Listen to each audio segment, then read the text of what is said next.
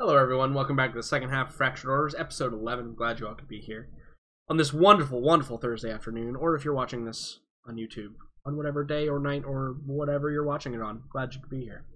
We're going to go ahead and jump right back into it, and hopefully the group has decided which one they want to pursue, be it the treacherous protection mission, or the seek and find this crafty Troidarian, or perhaps go after a murderer.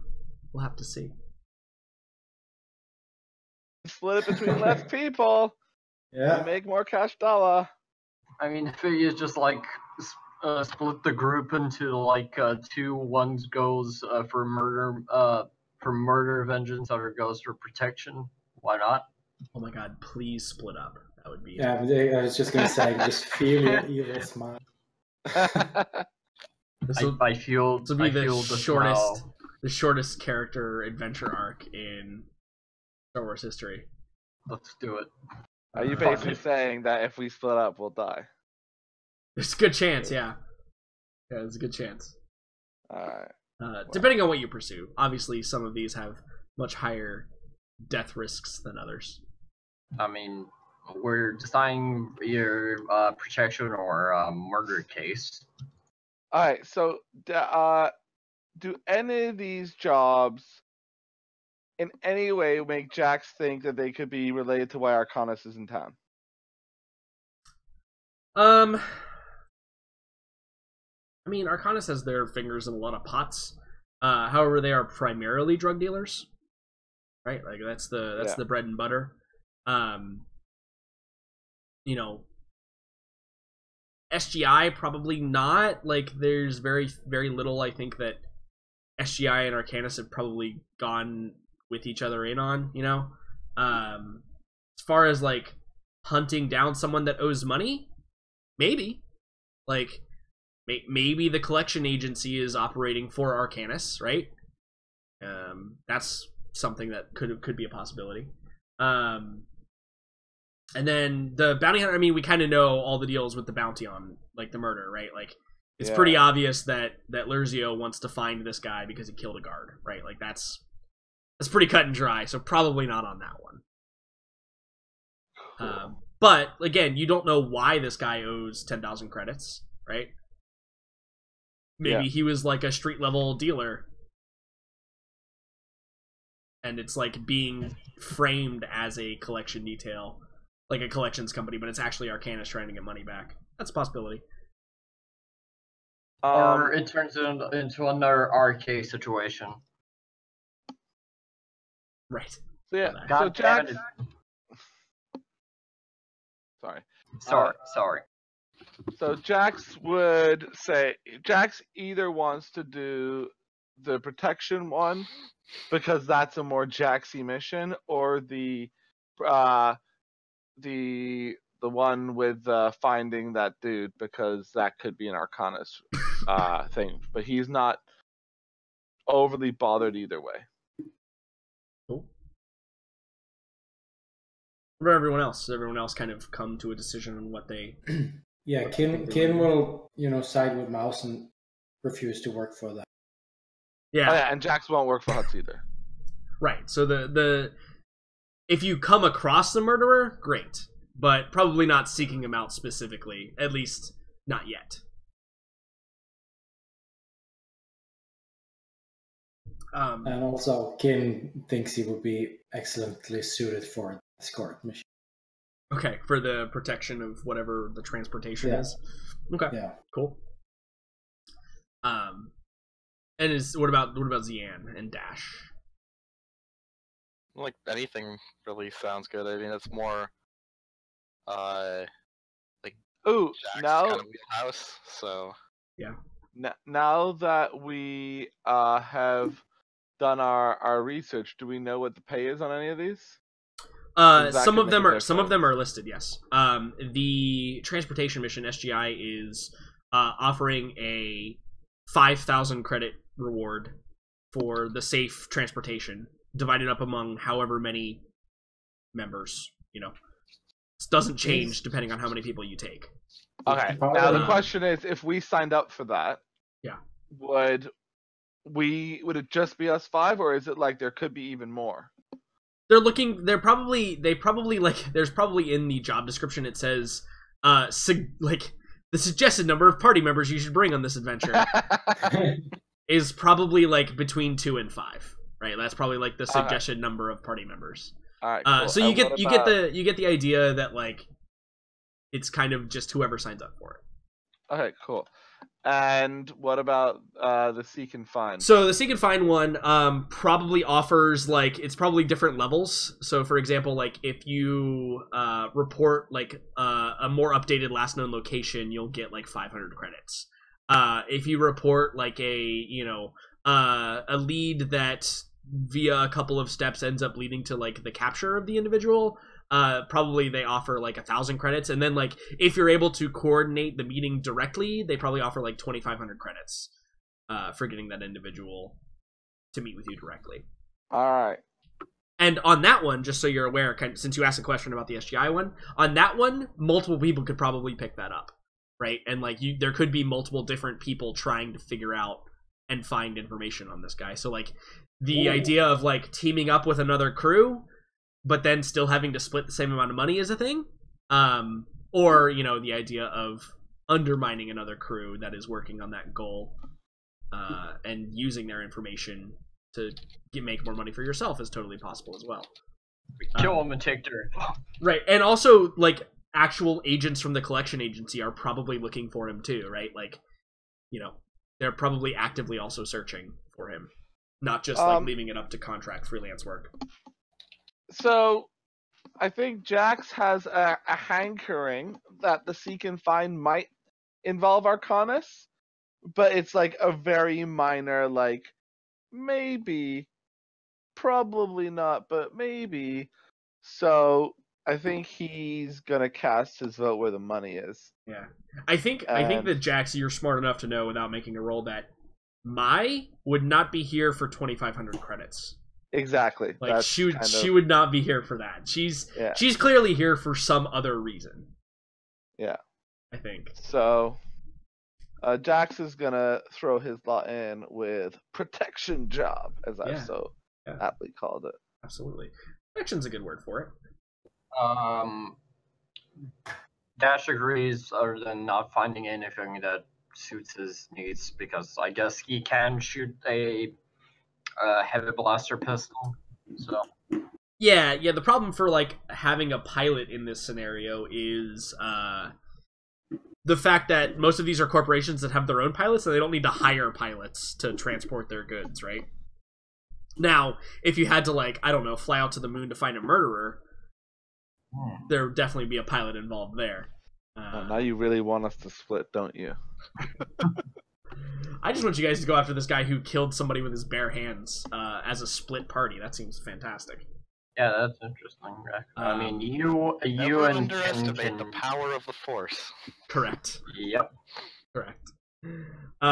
Cool. So it sounds like most people are on board with the let's go make contact with this SGI person and see what we can do to help them out, right? Because it is a lot of money. Like it's a significant amount of money for what sounds to be, for those of you who play Shadowrun will understand this, what sounds to be a milk run, right? Like it's got milk run kind of written all over it. Blue milk run. Yeah. So yeah, the blue milk run, exactly. I mean, there's also nothing to say that once we do one job, we can't do another one, right? Absolutely correct. Yeah. Like there'll be some time advancement, right? So like jobs might go off, but there's always work. I mean, like anywhere you guys go, I can literally create any type of job you guys are really looking for. To be fair. So, you write down the contact information or like transfer it over to your compads or whatever to get in contact with this SGI agent. And I assume then you guys maybe like have dinner or whatever, you know, at the club, and maybe perhaps kick back and relax a little bit. Or is everybody like, okay, we've got what we came for, and just like leave immediately? Jax is down to chill. I mean, Dashua wanted to check a few flea markets in Corellia to to maybe get something like to replace his old jacket, because it's after all the situations it's possibly gotten, that maybe he's thinking of maybe finding some protection, because Yeah. he's not gonna fare very well in a situation where there's gonna be possible, raiders, if there is the chance. So he's interested in finding some barding, maybe a sturdier jacket, all that stuff. Okay. Yeah. So like, do you want to go on a little shopping trip to go find something? Do you have something in mind that you were looking to buy? As I said, I have 25 credits. Well, have any money? Well, I have 2,000 and something credits, so Shit. I have a. Why? How? Not 2,200. My bad. Sorry. Okay, Oh right. my god, I was gonna be like, boy, you rich! Buy me something! Yeah, I was about to I was ask saying- for 2,000 Jax credits. was considering mugging Dash at one point. Yeah, everybody like reaches in their pockets like, oh shit, I can't pay for this drink, and Dash is just like, yeah, here's 2,000 credits, no big deal. I have 100 credits, but I'm not looking to spend Well, them. the whole purpose is to make some money here, right? That's the whole. Yeah, thing. I'm just gonna check, maybe browse or something, just like not buy something like ultra power armor type stuff, and maybe something like a vest, Okay. padding. Yeah. So what I We'll mean see. by like, do you have anything in mind? Is like, have you actually looked in the book and seen if there's anything like in your price range that you're looking at, and I can tell you if it's here or not? The only thing is heavy clothing, and the best I can do it is the aged Han Solo jacket. That's the best thing I could think of. Because it says like a cloak, which I don't do cloaks. Jumpsuit, that's kind of like Mouse's thing. The only thing that sounds good is just a sturdy jacket that someone might just be there, just like hanging. So it's like it's destiny that I see this jacket. It's like it's calling to me. Something silly like that. Yeah. So Armored clothing costs like 1,000 credits, doesn't it? yeah, 1,000. Yeah. I don't even think Dash has heavy clothing, right? You have nothing right now, right? Yeah, that's why I actually wanted to go. So I mean, the thing is, the base is 50, so maybe I could find it at a cheaper price somewhere out of a flea market or something. Yeah, so the deal with like super simple items like this is there's not a whole lot of fluctuation on price. Just simply because like it's so common, it's pretty established what it costs at this point. When you get into more rare items, that's where like they can upsell or downsell depending on where you're at. But for heavy clothing, yeah, I think that anywhere you go that's going to offer you that level of protection is going to be 50 credits pretty much without negotiation. And you can find it anywhere because it's rarity 0. You can just go buy a heavy duty jacket on a volley somewhere. But yeah, what does it look like though? Because that is important. Yeah, are you changing your flight jacket? Oh yeah, I decided that I am going to do that, and actually take off my patches. I actually leave the jacket somewhere on the ship just to like store it, to not like toss it away. But the way the jacket is gonna look, I imagine how do I describe it? I mean, it's a kind of like it's gonna be a ink dark leather jacket, nothing like sandy or something of that color. Just like geez, I have not seen too many jackets to describe it. I mean, a jacket that you would maybe like see on a greaser, maybe or something like that. Like the only comparison I could say is Han Solo's. What about something like this? A leather jacket. Yeah. What about something like that? Right? That I just put in orders chat. I saw it. Yeah. Yeah, something like that. Okay, cool. You got a couple pockets, and it's like a little bit heavier duty. You're at least not gonna just completely melt away if it gets hit with a blaster. Yeah, it's like I excused myself to the group and said like, hey, I'm gonna go out and just say like, I guess I'll meet you back at the ship. It's like, because we know where it is, and I say like maybe that should be our rally point after everyone's done, and he's just gonna go to and browse, kind of like pays for his drinks, kind of says like thank you, and just like wanders off, just saying goodbye as he gets out of the place. Yeah, and you know we get the montage scene of like you're probably like you're standing in front of a mirror, right? And you like try on one and it like doesn't fit quite right. And you try on another one, you're like, it's not really it. And then like finally you find the one, right? We get that image where you're like looking around and smiling and like, this is the one. And we see you pay your credits and like kind of walk out of the store with your jacket on. Yeah, cool. He goes to the ship just to not like maybe just randomly find them not there, because they did say they were gonna go and find a contact. So I mean he's not the best at negotiations, so he'll leave it to them, because this is their world, not his. So for the rest of you, you have the contact information. Zian, are you the one that makes the call? I'd probably just pass that off to Jax, because Jax is like the guy. He's like the guy for the hookup, Right. Sure. It's like his expertise.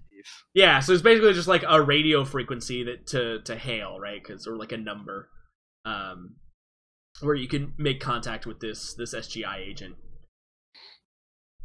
Cool. So yeah, I'll make that call. Yeah, and so you hear a woman's voice kind of crackly through like the headset radio. It's clearly that she's using, and she says, "Yes, thank you for contacting SGI Incorporated. How may I direct your call?"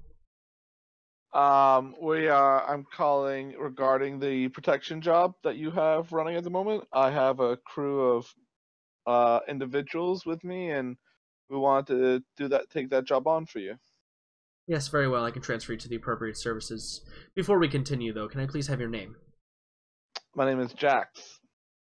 Yeah, and you can hear her like typing, like on a keyboard. She's like, "Jax, very well. Is that spelled CKS or X?" X. Indeed. And can I have a description of your party members so that the agent who will meet with you will know who they're looking for? Yeah, we have a Deveronian, a Togruta, a droid, and 2 humans. Yeah, you see, like, taking down some information. He says, "Very well. I will transfer you to the agent now, along with sending all this information. Thank you for calling SGI Incorporated." And, like, you hear the boop, and you hear, like, the connection sound, like, a switchboard connection sound, where it's like... and then you hear kind of like probably like an older human male, and he's like, "This is Agent Hargrove. How can I help you?"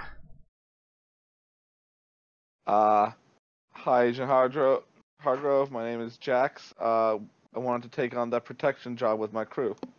Yes, I'm receiving your information now. Yes, everything appears to be in order. It's quite a large crew, but should be able to do with it. We got enough spaces on the boat. I'm gonna send you some coordinates, Jax. If you meet me there, we can discuss the details. I prefer to do this sort of thing in person. I'm sure you understand. No worries. See you there. Yeah, and so like you hear the click as it hangs up. And then a few moments later, you probably get like a data message, right, that has like the coordinates, and you can tell that you're directed to the harbor, to Avali Harbor, and that's where like he wants to meet you. And I think that you actually get like a instead of just getting like a like just the harbor information, you get like Dock C, probably like what are they called? Dock C, probably plot like 36 or whatever. So like a very specific location at the harbor to go meet him. Referencing like probably like a shipping yard or like a boat dock that you're supposed to go to. So I assume that the group of you then kind of shrug and maybe radio dash to join you over there. Yeah, and so the 5 of you head down, and it's probably getting to be perhaps a little bit later in the day. The sun is probably dipping a little bit low on the horizon, and as you guys arrive over there, you can see the it faces west, and this is very Earth-like, right? So the sunset is kind of like occurring as you guys are approaching. It's all very beautiful as you're kind of approaching the dock itself. And when you arrive, you do that thing where like you're looking, you're like, okay, where's dock C? And like you kind of walk up and down the docks, you're like, okay, it's this one. And then like you're looking at the numbers, and like they're not in like order. It goes it's like 1 is over on the left and 2 is over on the right, and then 3 is over on the right, and then 4 is over on the left. So like you're trying to do this like weird, and you walk down, and eventually you find the plot that you're supposed to be, and you can see there's a large water skiff. That's kind of like an elevated catamaran. So it's got two skiffs that kind of come down from the main fuselage of the boat and kind of connect with the water. And you can see that it's kind of very sleek. It looks like it's built for speed. You can tell just by like the way it's enclosed. It is a little bit large though. You can tell that as there's a dock that like leads up onto the deck. The open area of the deck, you can see it's built kind of like a ship, or kind of like, you know, a traditional boat that we would understand it to be. And you can see that there's like a little bell attached to like the end of the dock that's on the thing, and you go up and you like ring it like a doorbell. And a few moments later, like a hatch opens up from the deck, and you can see like kind of crawling out is this somewhat rotund human male. He's got kind of big scraggly curly white hair that kind of flows. He kind of looks a little bit like Santa Claus, but his beard is like, it's Captain Birdseye, isn't it? His beard is like this kind of deep gray color, so it doesn't match his hair quite perfectly. And as he begins to kind of trundle over to you, he looks down at you, and you can tell he's got a pipe in his mouth. And he says, "Aye, are you Jax?" Indeed. "Come aboard, my boy. We'll talk below decks." Sounds good. What about the rest of my crew? Aye, they can come. Alright. I'll motion everyone to follow me below deck. Yeah, so you get up there, and like you see he's descending, and you guys all climb down the little hatch, right, to get to the little mess hall area. And things are a bit cramped on the inside of this the ship. Kin, you probably have to like bend down a little bit to kind of navigate on the interior of this thing. And it's got like the oval shaped doors and hatches and stuff. Kind of like the inside of a submarine or like a military vessel that you would see. So, you know, it's a little bit cramped, a little bit claustrophobic. But you all kind of get seated around this little mess hall table. And the rotund man comes back up and he goes, "Hi, I'm Agent Hargrove. It's good to see you. Good to meet you. Not many people taking these missions on nowadays due to the time of year. It's a little bit rough on the waters, you understand. But don't you worry. Old Bessie here," and he kind of like slaps the hull of the ship, and it's got a lull, like reverberating clong. He says, "Old Bessie here's never gone under waves. Not in all my years of sailing her. But enough of that. You're here for details. Tell me.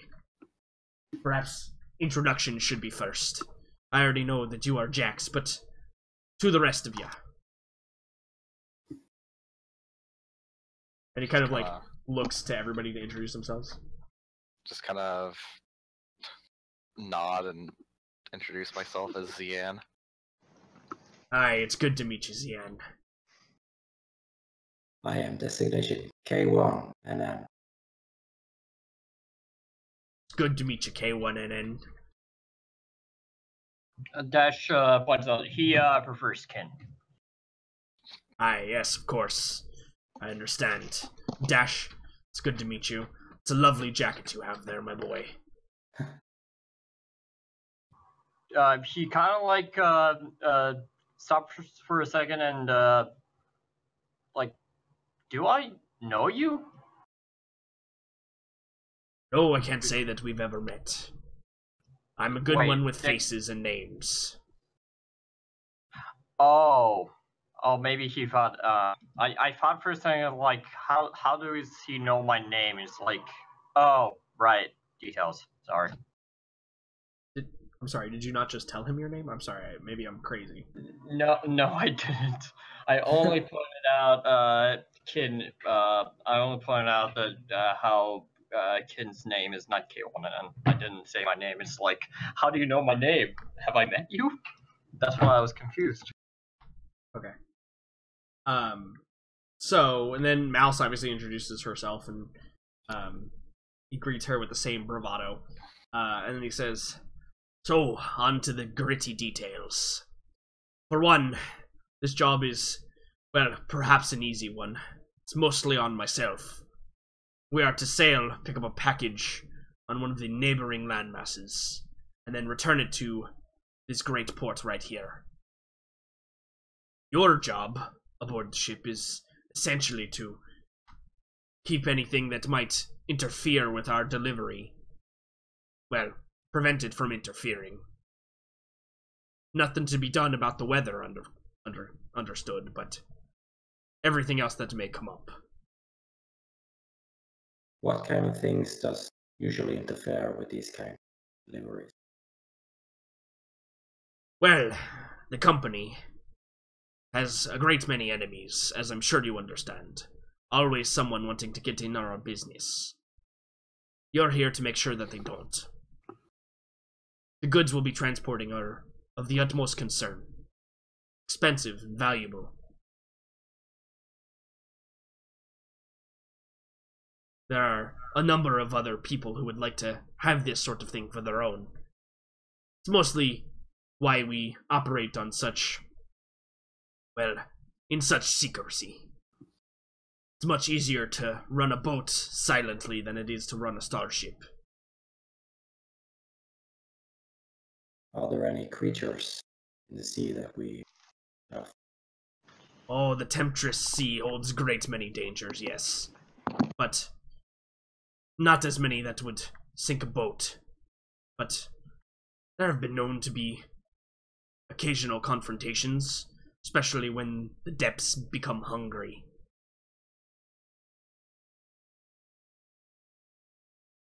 I was gonna say that when he said the thing about the ship, I said that depends on who's flying it, but it didn't pick it up. Oh. Yeah, he probably nods in agreement. I don't know if you allow, I'd say grunts, because I guess we're no less or no more than that. But do you allow? No, wait. First, do you have any mounted turrets that someone could operate by chance? No, my boy. The yacht's built for speed. That's why we hire groups such as yourselves. If you had one other than a pilot, I guess I could shoot down something if I decide to pop out of nowhere. But I guess you must understand, my boy. We are trying to avoid as much shooting as possible. You are simply here if the worst should occur.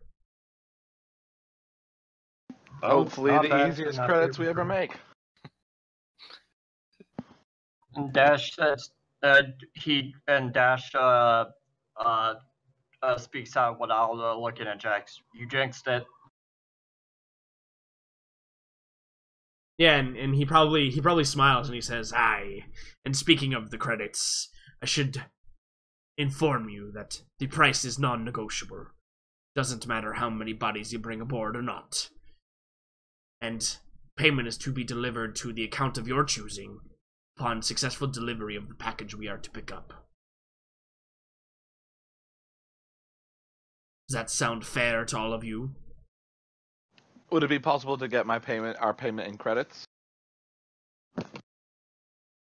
Yes, we can arrange Commonwealth credits as the part of the payment.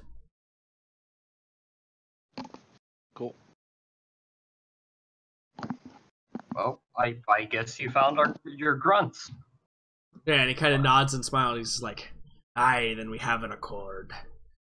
It'll be safer to run there overnight. I will begin the preparations. Feel free to make yourselves at home. The crew quarters are located in the rear of the ship. And he kind of like indicates down a hallway and he says, this right here is obviously the mess hall. If you feel the need to relieve yourself, please utilize the ones below deck, on the lower levels, as those will get emptied first. No sense in stinking up the boat yet.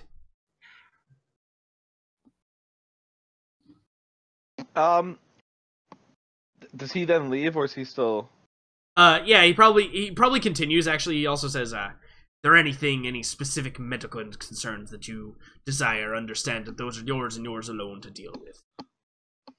I assume that you've read the details given in the contract. Naturally. Good, good. Then I'll leave you to it. Please feel free to acquaint yourselves with the ship.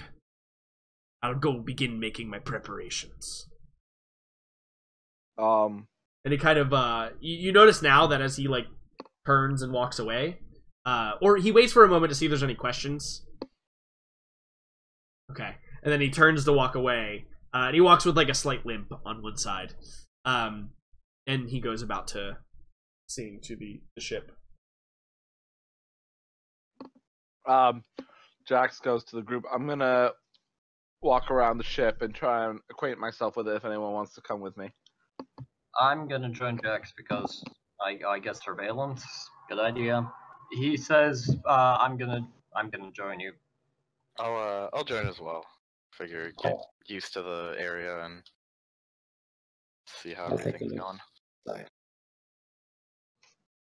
Yeah, Mouse is going to go wherever Kin goes because she's in an unfamiliar place. And that's scary. So the tour of the ship it's pretty simplistic. What you notice immediately is there is a large portion of the lower frontal part of the ship. So imagine it's like three different levels, right? The top level is like the above deck, that has like a small railing that kind of runs along the whole ship, and then it has like the bridge, right, which is kind of very low low resistance. It's basically just like a line of windows, like kind of at the same level as the people walking on the top of the deck. The second level is where like the crew quarters, the mess hall, you know, all of that nonsense is. And then the lower like rear portion of the ship, you notice to be like where supplies are stored, like storage areas for food, water, that kind of stuff. And then like the front lower portion or the front lower portion of the ship is all like cargo space. Like when you walk in there, that's where like the majority of the ship is. It's actually quite large as compared to like the rest of the ship. But there's like a bunch of cargo netting and probably some like empty crates and boxes and stuff in there. And that's actually like the one place inside of the ship where most of you can like walk around freely. You probably still have to duck occasionally, like under beams and stuff, but for the most part, everybody can kind of maneuver freely inside of that area. Cool. So Jax is looking to, you know, he's in this, okay, we're going to be protecting this. We're going to be protecting it from people who want to get on it. So, like, what are the ways people would get on it? If it's underway, like, where, like, how would you climb up the side or whatever? Like, he's trying to scope out if they end up having to, like, defend the ship, where the most likely places of attack would be. Yeah, so, couple things that you notice. One is that the two skiffs that kind of lead off of the top deck and then go down into the water with their little pontoons, they both have ladders, or like cut into them. They have ladders that lead up to the top deck. Probably like, you know, if somebody's in the water, they can then climb up the skiffs to get back on board. You notice that the propulsion, which it's actually like an actual propulsion system. Not just, you know, it's not like a rotor or anything or a motor. It's actual, like, basically speeder propulsion system located at the rear of the ship. And so nothing actually, like, makes contact with the water. But there's probably, like, a couple of hatches there to, like, get into the engineering area that would be, like, accessible, quote-unquote. And the other accessible thing is, from above, like from no, like us or below? From the outside. So like if somebody has to go work on the engines, instead of crawling through the whole inside of the ship, there's probably some hatches that they can detach and like get into the engineering area that way. But then the engineering would also be accessible from wondering the if- inside of the ship. Yes. Okay, cool. Some other like areas of approach, probably. I mean, there's probably 3 hatches that lead down from the top deck. One in the front, one in the middle, and one in the back.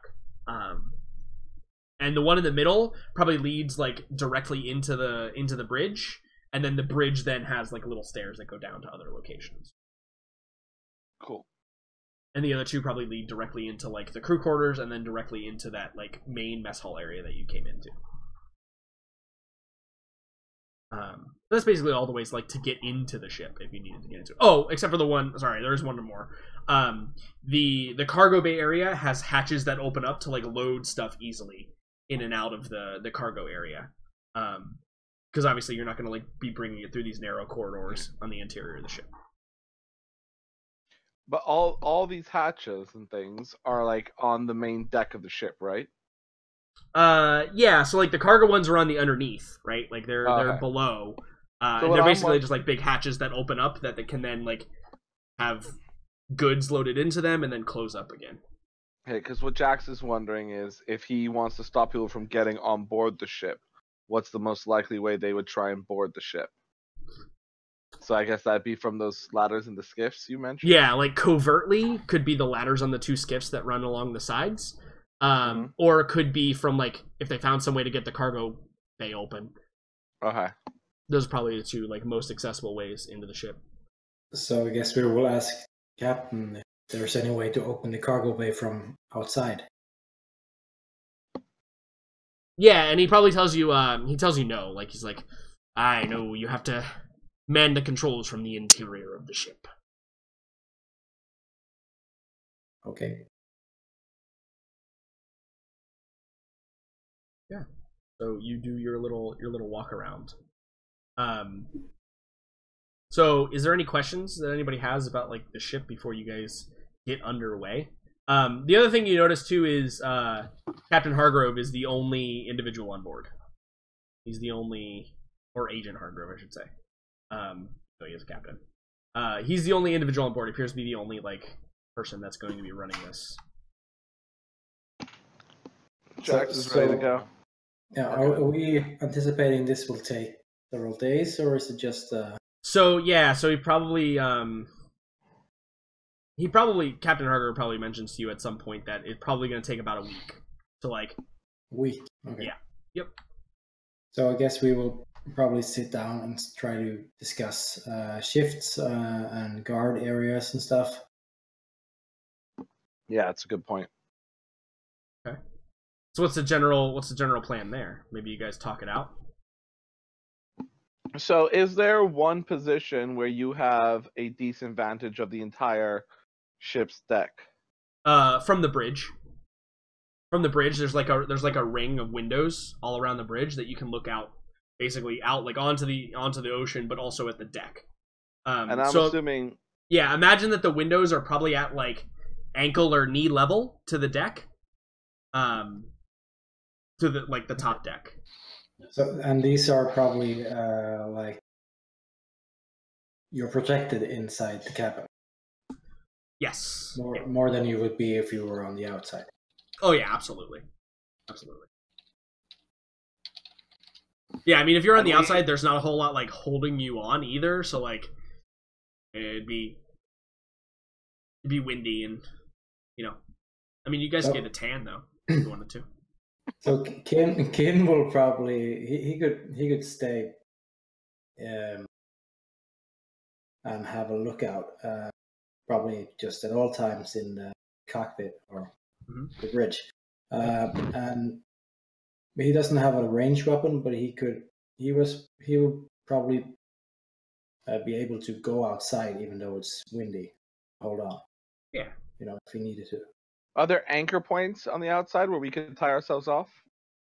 So there's a railing that runs like the length of the ship. So yeah, you could like have. There's probably like some harness system where you could like attach yourself down. Yeah, clip in. There's probably like a couple of clips on the deck itself, and then like you could attach to the railing as well. That lines the whole outer deck. So I'm assuming that the captain is taking full responsibility for the driving and maneuvering of the ship, right? Yep. So what Jax is gonna recommend is that if Kin is comfortable staying in the in that kind of cabin on lookout, that the rest of us do it in shifts. So there's always 3 people up there, but let's say Jax was doing a 2-hour shift. His first shift, or let's say Jax has a 4-hour shift, the first 2 hours would be with Dash, and then the second 2 hours would be with Xian or something. So it's constantly rotating, but there's always 2 people up there with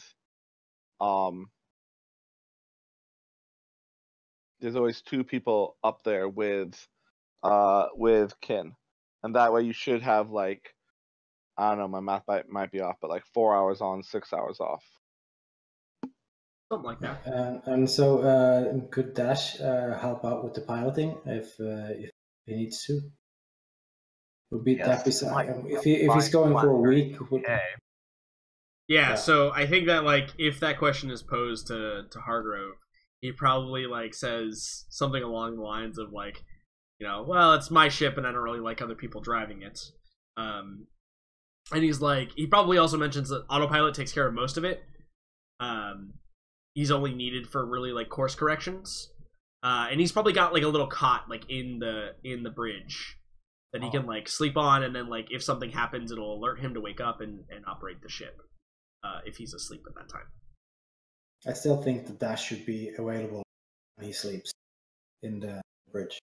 Yeah, so I think that like again, he probably says, you know, that and Dash is really, I mean, piloting planetary, right? Like that's the skill that it would use. Yeah. And you're decent at it. So like in the event of emergency, yeah, absolutely, Dash could jump in and probably help out. But primarily, I think that Hargrove is like pretty protective of his ship. Well, not primarily, but he says like the thing is he's not gonna mention that he's not commandeered a boat. So I mean he could do it as it goes, but since he's like driven like speeders and all that, and just like as he's in the captain's like quarters, and he looks at it as like, I think I could figure it out if there's an emergency on the go. Yeah. Or something. It's like he's not gonna say like, hey, can I pilot a ship because I'm bored? It's like, no, you're not paid to pilot some. Yeah, absolutely. Yeah. Okay, cool. Can I ask a short question before we continue? What does 1 in 8 talent quick draw mod mean for your modification options? It means that you can use quick draws if you have the talent quick draw. I Means you don't have to use maneuver to draw the weapon. Yep, you can do it as an incidental. No. I mean 1 in 8 talent mod for like, for example, the shortened barrel modification. So yeah, it means that you can quick. It means you can quick draw that weapon, even if you don't have the quick draw talent. I see. That's cool. Carry on. So, barring any like other questions, I assume you guys just kind of get underway with your mission here. So you begin at night, kind of like the dull kind of rocking of the dull hum of the engines on the boat, kind of whizzing by, and the gentle like slap of the waves against the hull when they come up high enough to hit like the main hull. And does anybody think their character would be like particularly seasick? Yes. I think we should roll a discipline check, I think, for that. No, it's probably resilience. A resilience check? I don't think Xian has ever been on a boat. Right, yeah. Well, that's, like, I guess, the black dice. All, like, spacecraft and even land-based craft, aside from boats, have, like, compensators of some sort. Yeah, boats specifically do not. So... I think it's gonna be an average check, an average resilience check, but I am upgrading it because there is a chance for something potentially very catastrophic to happen. Okay. So anyone, Oh, this is gonna be all fun. of the biologicals, can you roll me resilience checks? So can I make an argument to use coordination with mine? Because it's more like having sea legs kind of type thing? No, because even if you have sea legs, you can still get sick. Okay. This is like your stomach still Oh, roils. Got seasick on a cruise. That was the worst. Jax, you're fine. You take a strain. Oh, okay, good. Dash, good. Am I okay? Does nothing No, happen? you're not okay. What? Oh, am I okay? Nope. How the fuck? Hey, look at that. One Kidding time. me. So, You're kidding so Zian and you have to roll. You have to roll for mouse. correct. I should roll for mouse. I'm just gonna roll that just for fun. since I have 4 now. You're pouring salt in my wound. Stop it. Let's see. There. Oh. No, yeah, mouse is why? fine. So Zian and Jax take a strain for that. Just kind of like, you're taking a strain for, having to get used to it, but you're fine. Dash, on the other hand, so you probably start the journey maybe on the bridge, and it's not the motion that gets you in this case.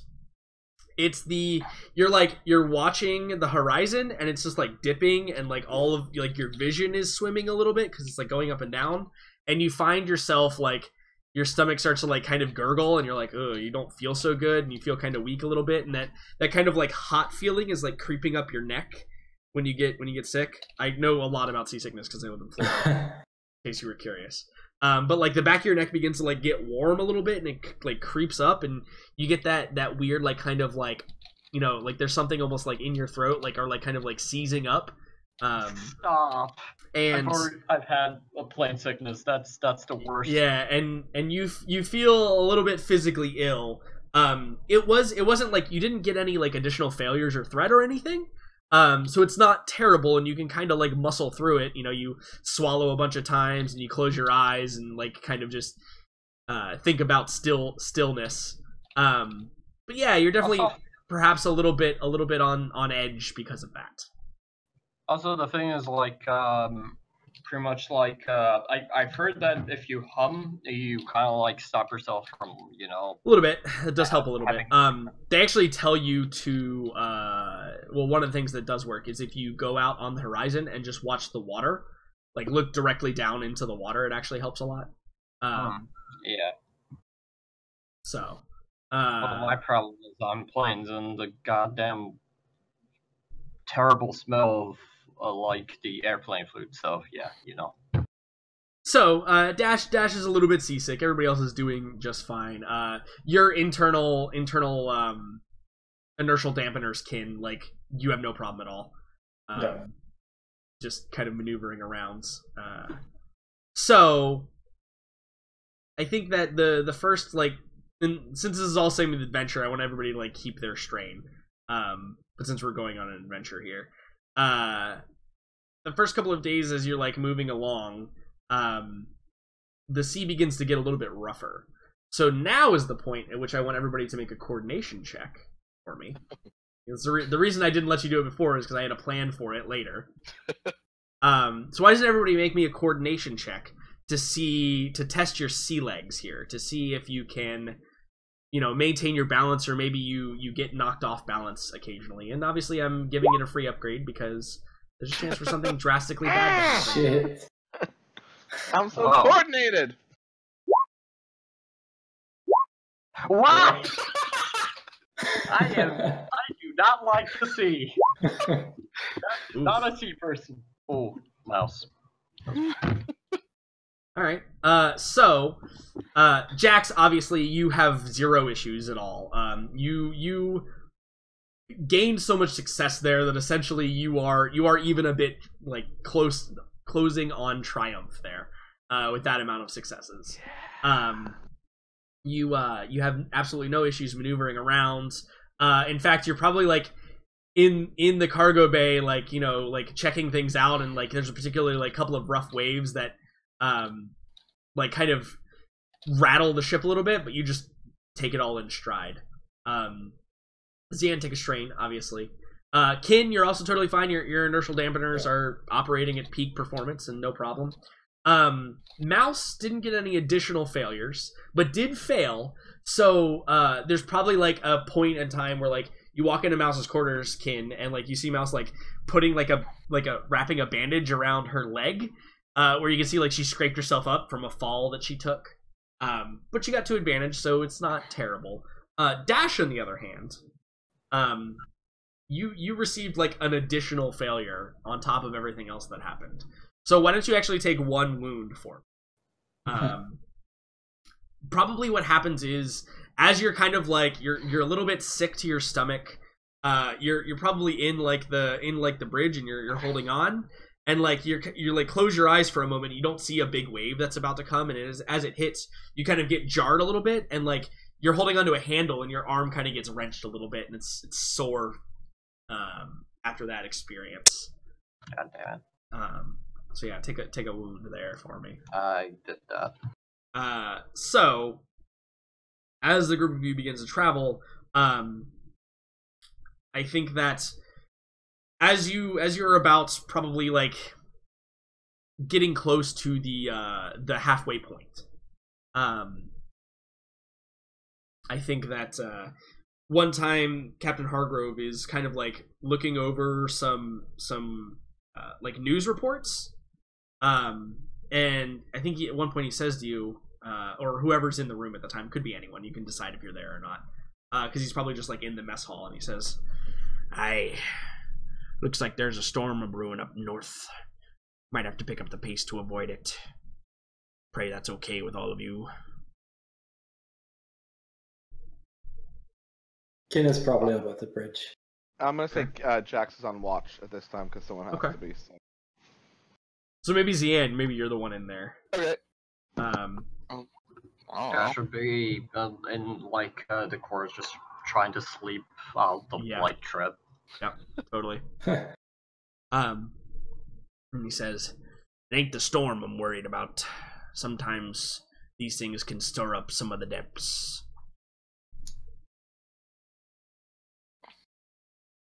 Like what things can get stirred up? Yeah, and I think he kind of narrows his eyes and gets a twinkle, and you can tell he's about to tell you an old fisherman's tale, right? Like, Yeah. he goes into storytelling mode, and he's like, "The stories they say, boy, that there be dragons in these waters that come up and devour boats just before the storms. It's said that it draws them up with all the water being absorbed, and they come up from the depths, rise to the surface, looking for poor unsuspecting fishermen."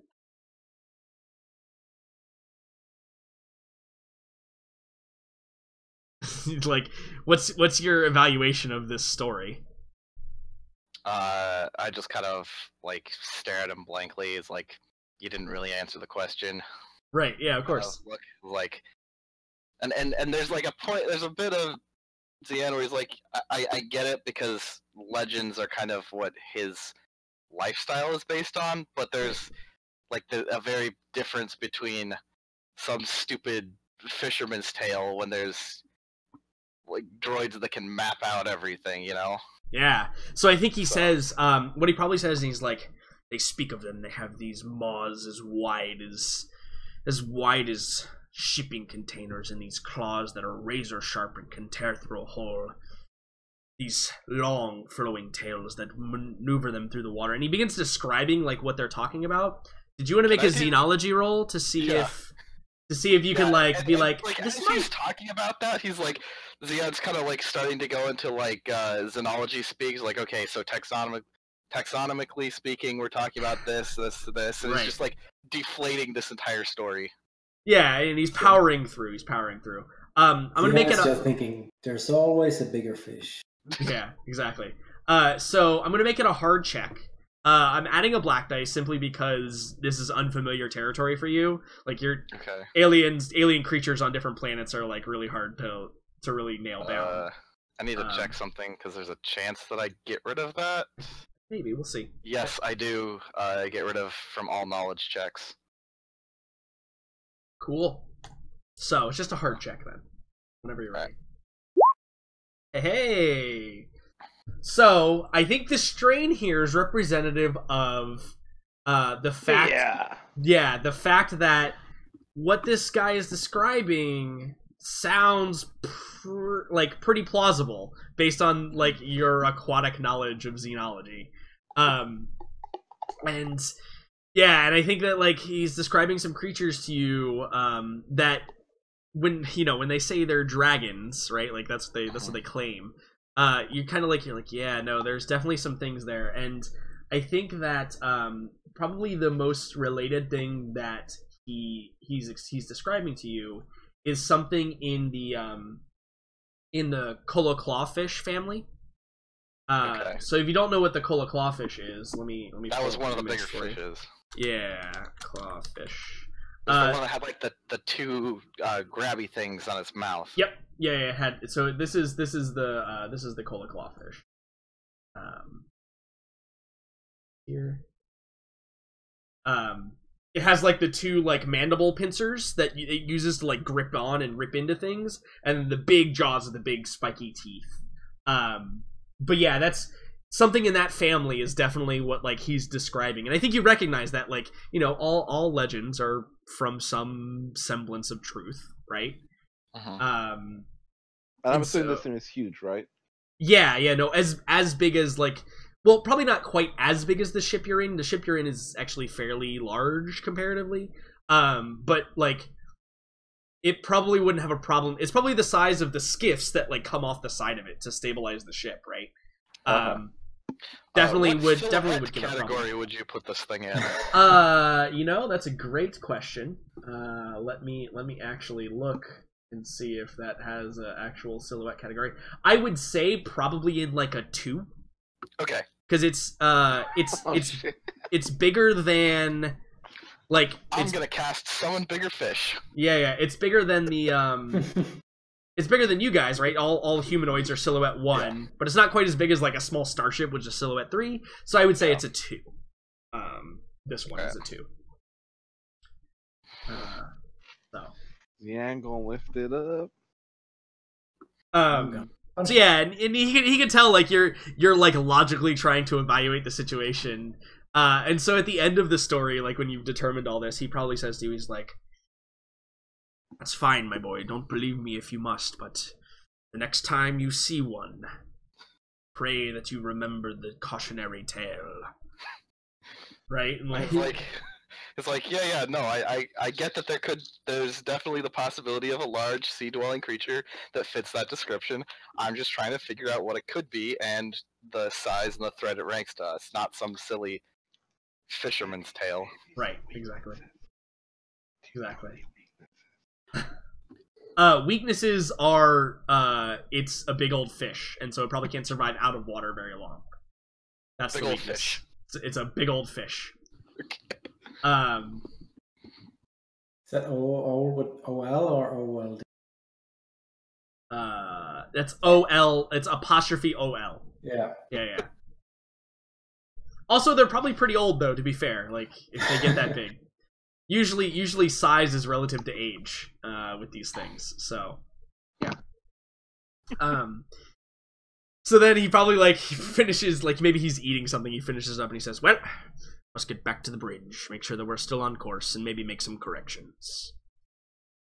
And as he like goes to walk away, he goes like he steps out of like the little oval and he's like, he kind of turns back and he gives you like the eye, right? And he's like, "Just be mindful when you sleep. It's when they like to strike." And again, he like walks out and climbs up the hatch to get to the bridge. This fucking guy. So, we proceed a little bit further in our trip.